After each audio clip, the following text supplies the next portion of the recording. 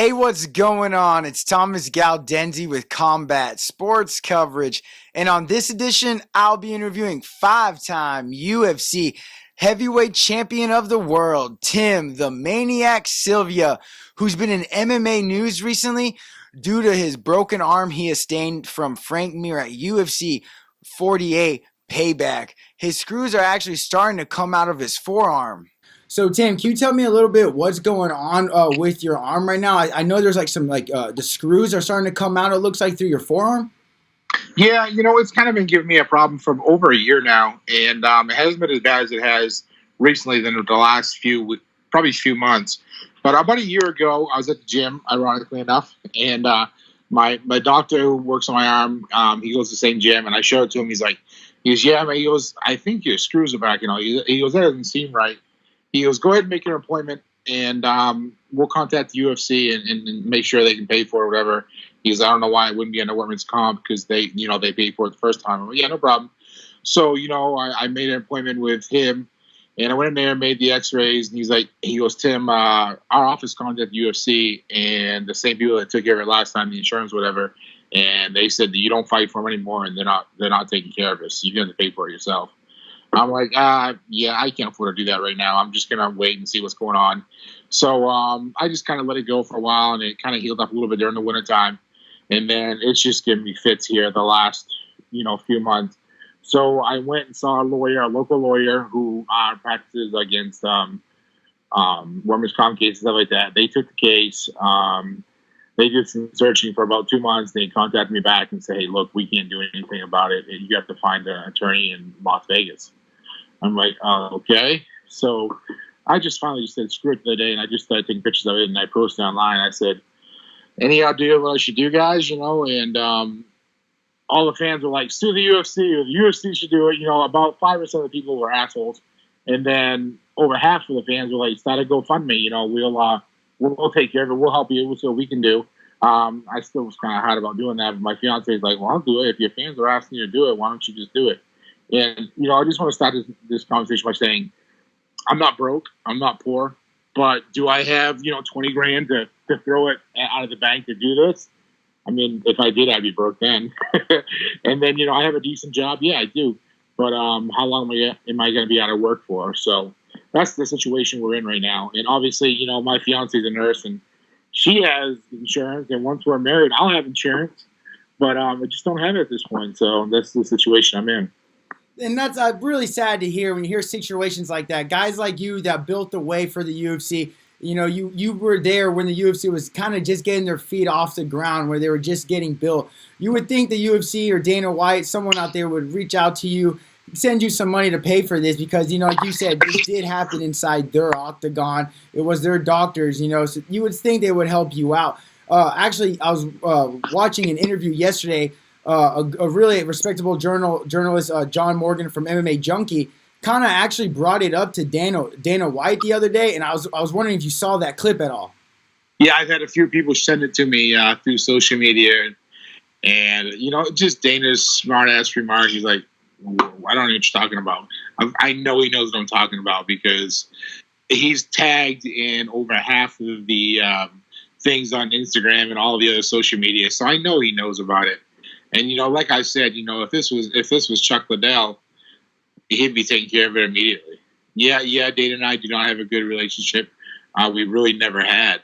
I was never a yes or no sort of type of guy. I always questioned, the things he said and the way he talked to me and stuff. And to my face, he was always respectful. He never really disrespected me, but behind my back, he always had shitty things to say, just like he does to John Jones and now Jose Masvidal. He ain't gonna talk that kind of shit in front of George's face, Agreed on that. And then like talking about that injury, how does it affect you daily, on a daily? Do you feel like the screws or anything like that coming out? Because on the pictures it looks gnarly and it sounds like it would be very painful. I have a high pain tolerance, so but yeah, right now it aches and it hurts. And the problem is I hit it every day. It's as you can see, I have a bandage up right now, but the worst location. It's probably in the worst location it could ever be. So every time I get in my truck, I lean over and, I put my seatbelt on and it scrapes against the center console. And if or you get in your vehicle and you got to reach in your back pocket to get your wallet. It catches something. I'm grabbing ladders and constantly, putting ladders up on the roof and checking out roofs, inspecting roofs, banging on ladders. It's just in a really, really bad spot. It just bumps and touches everything. You can see, like I said, where it is. It's just everything every day. So I can't rest my arm on anything without it hurting. It just hurts.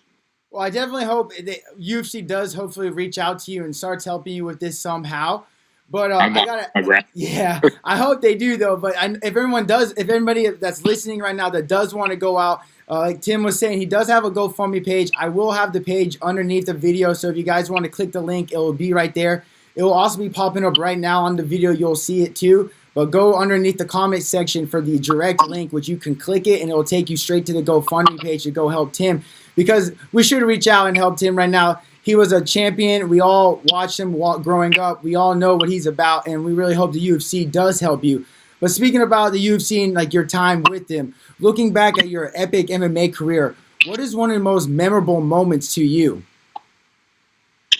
I have a lot of great moments, but if you just want to break it down to my UFC titles and defenses, probably my second capture of the UFC title against Andre Arlovski, number 2 fight him and I had against each other. That's probably the most memorable, the most famous pictures of all my fights, besides my arm getting broken, is when he dropped me and then I jumped up and knocked him out cold and regained the title again. I'll never forget that fight. I remember it was back in days I used to watch the fights at Hooters. I remember watching that fight at Hooters, and it went crazy because that fight was so good back and forth. You got that come from behind knockout. And I remember Hooters went wild for that. That was a great time. And then, you came up in kind of the dark eras of MMA. You were fighting back in the 99s. You had your pro debut in 2001. From a lot of people back then probably really didn't know what MMA and UFC was, but you did. What kind of got you into that? What got me into the UFC was UFC 1. I mean, we were all back in the day, just a bunch of friends hanging out. We had to go to a video store, Blockbuster. It wasn't Blockbuster; it was something local in my town. And everybody's like, "Dude, have you seen that UFC shit?"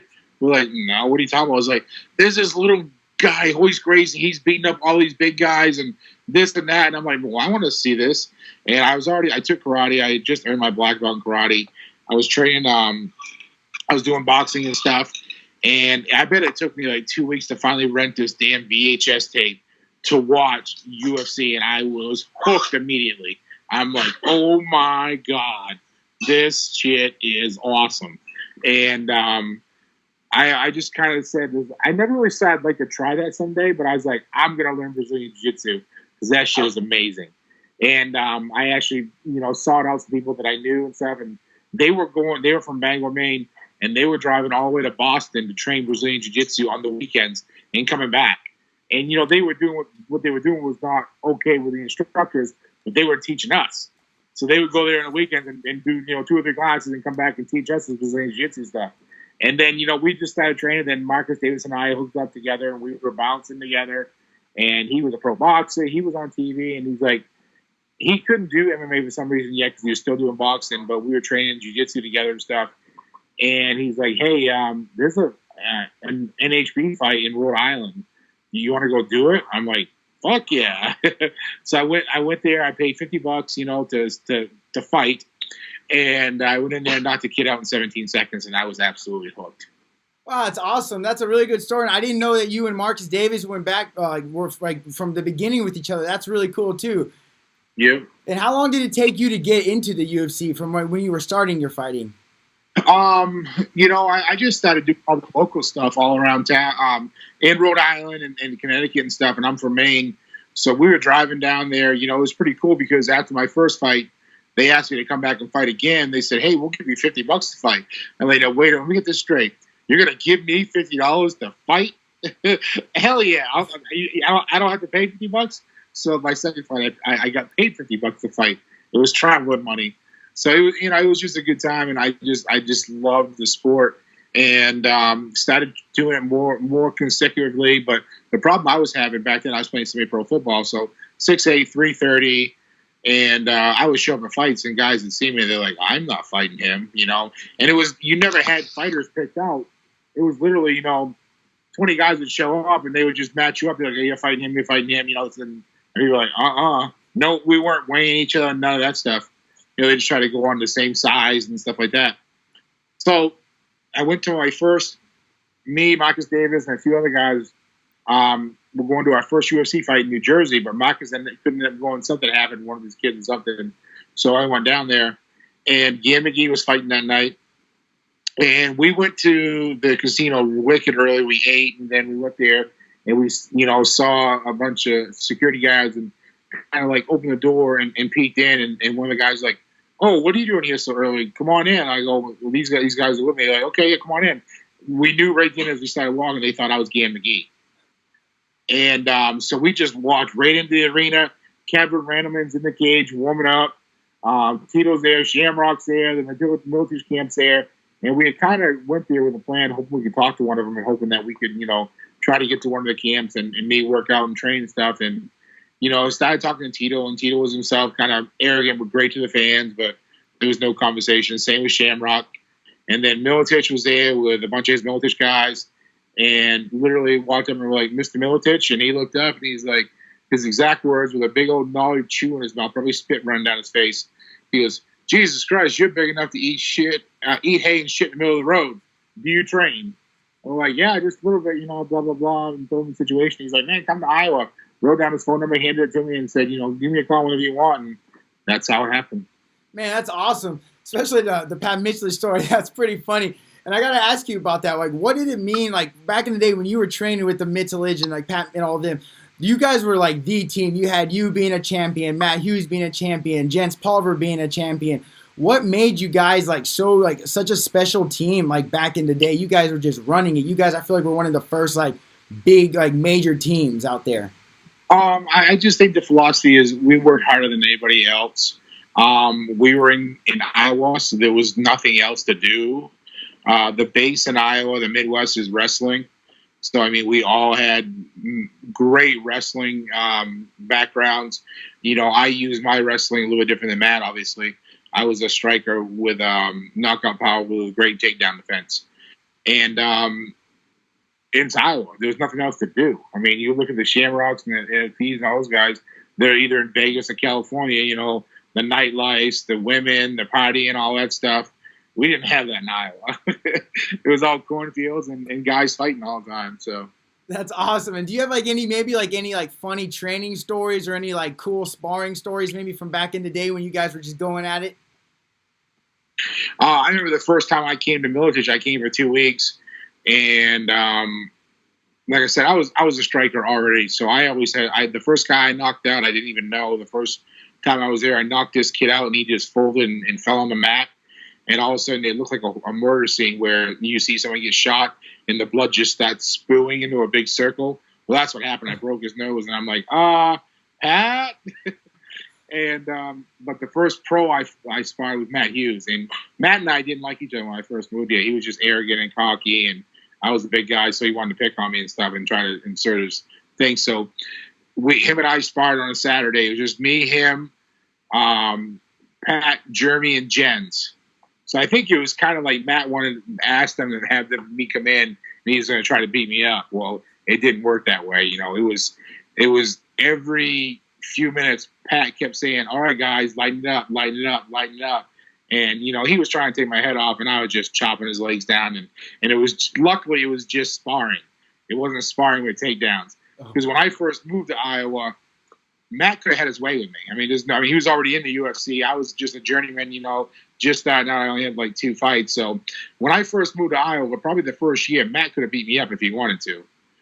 So luckily, it was just sparring. It wasn't sparring with takedowns. Oh wow, that's crazy! Man, that gives me even more props from Matt. I can't lie. Like to know that he's sparring like a huge man like you, and that's crazy. That's awesome to hear. That's a really good inside story.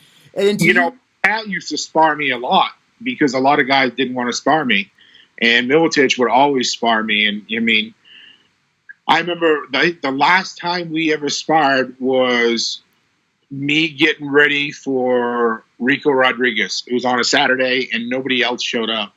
And him and I did 12 rounds.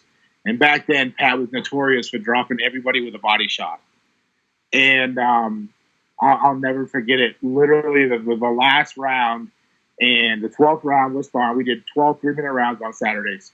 And him and I are sparring, and the 30-second buzzer went off, and I just said in the back of my head, I smirked, and I'm like, he didn't get me with a body shot. And right when I thought that, he hit me. Ooh. And I'm just like, "Boo!" I took a knee, and he started laughing and walked away. And I'm just like, man, I cannot believe you got me with that. I literally just said I made it 12 rounds with you, and you didn't give me the body shot. And he did. Dang. But just to make it clear, he did that to everybody in the gym.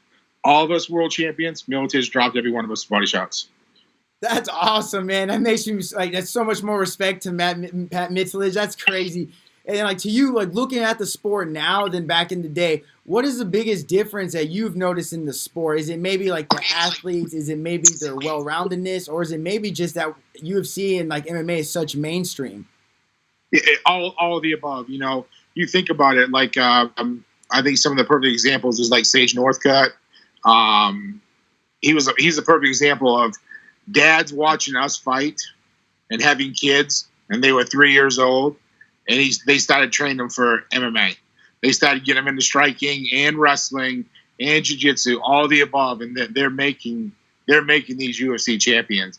You know, it just didn't work out with Sage, you know, unfortunately, but he had the ability to be one of the elite because he comes in at 18 or 19 years old. Yep. Black belt in this, black belt in that, national champion wrestling, world grappler, whatever, you know. And those are the type of athletes that we're seeing nowadays. Guys, you know, we were just back in the day, we were just one or two trades, and we were fighters, and we worked hard and we trained hard. And I literally paid to fight.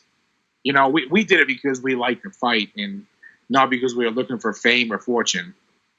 I totally agree on that, especially about Sage Northcutt. I'm from Houston, Texas, where Sage Northcutt's in. So I actually seen Sage from the amateurs and up. And I remember first time I saw Sage fight as an amateur, I remember seeing that guy, and I'm like who's going to fight this guy? He was just ripped up, shredded, and you see the guy fight, and he's just unbelievable. That guy is, like you're saying, they are creating monsters these days.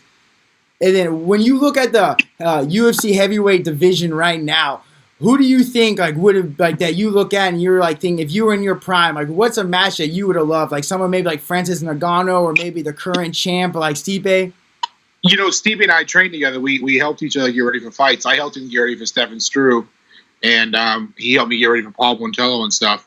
I knew when I sparred Stipe, that was my whole fighting career. Every time I trained or sparred, I had no problem with anybody. I knocked out Mitrione. I knocked out Bigfoot. All these guys I was training with. Sean McCorkle. Even what's his face? Who's the black beast? Derek, whatever. Derek Lewis. Dude, he came to the ATT and I beat his ass. Dropped him, made him go back to Texas.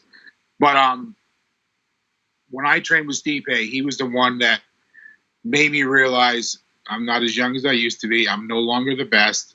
You know, they always say there's always that one guy that's better than you. That's the only person that ever made me feel like that. I was like, okay, I know that if this guy ever became UFC champion, I would never have a chance. But Francis Ngannou, he would be a fun fight for me in my prime. You know, I think, you know, we're both strikers. He's going to stand and bang. Dos Santos. But, I mean, like, you know, there's two guys in the UFC that I currently beat, you know, Arlovsky and Rothwell. And, you know, they're doing fine. They're winning fights. So, you know, I think if my body didn't give out on me, I probably could have still done it. You know, not that I would be a UFC champion or top 10, but I could still get in there and bang and have a good time. Definitely. And do you still watch the sport? All the time, every time. I love the UFC. I love MMA. So I watch Bellator. I watch UFCs. Any local fights we have here in the Quad Cities stuff, I still try to go to and watch and stuff. Absolutely. That's awesome. Yeah, because sometimes I'll have people on and like once they get away from the sport, they try to like stay away because I guess it's like I don't know. I'm not really too sure why, but I like when fighters still stay in the game and still know what's going on. And then speaking of like your career and everything you've had, if you could go back in time, what would be one thing that you would maybe change about your career, if anything?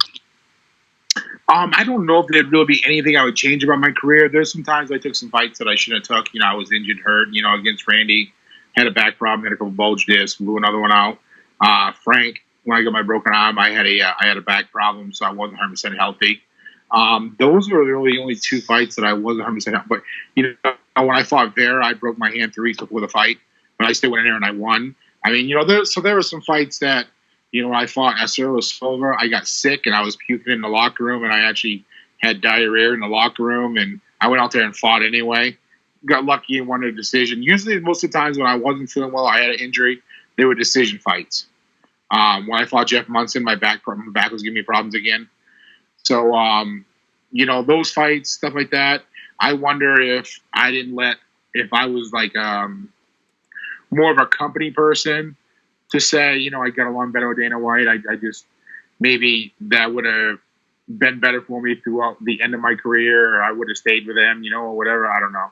Things like that. But I mean, other than that, I'm pretty happy with being a 5-time UFC heavyweight champ, Definitely. It was definitely a great career. And you're definitely one of those guys that everyone's going to remember you for holding on some great fights, some great knockouts. And then I got to ask you, who is like your decision for like the GOAT? Like, there's a lot of people that will say, Fedor Emelianenko was the GOAT for the heavyweight division. Some people will say Cain Velasquez, and some people will say Mark Coleman. I kind of want to get your thoughts being a real heavyweight champion. The heavyweight division is definitely Fedor. Right now, John Jones. I mean, I've said it for years. I love watching him fight. I think he's one of the best fighters we've ever seen. His outside antics suck, some of the stuff he's done. We all do stupid mistakes. He's just done a lot of them and hasn't learned from just one. He's still got a good career left. He's just in his prime. But Conor McGregor isn't even in that category. He doesn't belong in that category. Not yet. But he's, the guy's retired twice now. So, now if we want to go weight classes, whatever weight class Mighty Mouse is in, no, I mean, see, when I see the greatest of all time, I also want to stack the greatest of all time against other guys in different weight classes. Can Mighty Mouse beat John Jones or Fedor? No. So I think Mighty Mouse is one. Probably St. Pierre at 70. Anderson Silva at 85. John Jones at 205, and Fedor at heavyweight. Those are definitely great picks. I cannot argue with those. And then you recently were on the UFC Fight Pass show where they have like the comeback, where they go back and record you guys, kind of see where you guys were after the show. Just tell me a little bit how filming that show, like how was filming that? And then like, did you get a lot of positive feedback? I really enjoyed the episode. I really liked it. I shared it on all my social media accounts because I thought it was a great one. And it showed a great side of you. It showed more of like your personality. I feel like back in the day, you seemed like kind of like a big scary man, but that kind of showed like more of like a funny, like loose side of you that I thought was also really cool. Well, and that's the thing with me. When I was fighting, I don't know if the proper word is cocky, but I was very confident. And confident comes off as cocky or arrogant. But I thought I could beat anybody in the world at that time, and I had no problem letting people know that. And then every time people kind of had any interaction with me or anything like that, I was always in fight mode. The Tim Sylvia fight mode is different than Tim Sylvia regular day. And people in the gym knew it. My girlfriends knew it, my son's mom, she's like, man, I effing hate you when you're getting ready for a fight because you're miserable. You're getting beat up in the gym. You're dieting. It's 2-a-days every day, once on Saturdays. You're just a different person. And that's probably what people didn't like about me. But, a lot of people think this Fight Pass thing, Where Are They Now, just came out. That happened like 4 years ago. Oh, wow. Social media wasn't as big as it was 4 years ago. And the reason it just recently got shared because it popped back up on my timeline. And I shared it on all my social media outlets, and I got so many great reviews from it. But literally, it happened 4 years ago. Oh, yeah, I had no idea about that. Yeah, that's crazy to see. So if you went to Fight Pass, they did like a dozen of them 4 years ago. Myself, I think Pat Miletich did it. I think even Wes Sims did it. One of the fighters who was on the Ultimate Fighter who fought like at 205, he's in Las Vegas now as a police officer. But I watched all of them when those all happened. They were pretty cool to watch. Definitely. I am a big fan of those shows. Josh Haynes, I think you were talking about, the police officer. Yeah, that's him. And then I also know that you have like a big farm and you do like a lot of hunting. Can you tell me a little bit about that? Oh, I mean, my farm's only 100 acres. But yeah, I mean, I do a lot of hunting. And I hunt all the United States. And another great thing about having a hunting show is everywhere I hunt for free. because people, and I still have a lot of great fans. So these places I hunt in the Midwest is because of my UFC status, or what I was a UFC fighter, and guys want to hang out with me, and they have places they want to hang out with me. They have opportunities to hunt in these places. That's what I do. And what's been like your most like proudest thing that you've like taken down that you've hunted, like with the biggest, I guess, buck or something like that? Oh, I mean, I've probably a lot of the bigger deer on my property. I've killed, some what are considered in the deer hunting industry as Boone and Crockett's, and I've killed probably a dozen Boone and Crockett's in my time, and those are always a great moment. So, the show Hit Squad Outdoors with Tim Sylvia is season 6 getting ready to air at the end of 2020, but hopefully we're still going strong and we keep doing what we're doing. And how does it compare to like when you won that belt, or you get like a big, like you get one of those like big bucks? Is it close to the same feeling?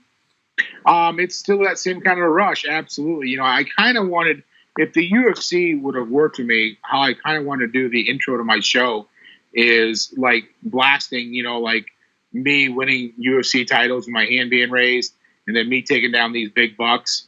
And then, because hunting is a lot like, I wanted to kind of interact them both and say hunting is a lot like, fighting. You always have your ups and you have your downs. So I wanted to show like, a picture of me and Randy with my arm not being raised and then me missing a giant deer. And, kind of show them both as they go so that they can relate. It's like, these are the feelings we have as hunters or as fighters. There's always ups and downs in both sports. Oh, yeah, that would be a really good one, especially for like an intro and everything you're talking about. That'd be awesome. Yeah, but the UFC wouldn't let me use any of the footage. And do you have any like special shout outs to any sponsors or any like training partners or anyone out there? Well, I don't train anymore, so sponsors are obviously any of the sponsors I have in the hunting industry. My big ones is Realtree and Element and Expedition Vortex. But obviously, I'd like you guys to check out my show, Hit Squad Outdoors with Tim Sylvia. I'm on all social media networks at Tim Sylvia MMA 1. My Facebook is kind of closed to the personal stuff, but I have a fan page with the show Hit Squad Outdoors with Tim Sylvia. Awesome. And then, do you have like any maybe last words to your fans or the UFC out there? I'll say something to my fans, man. I appreciate what you guys done. I think the GoFundMe's up to $14,000.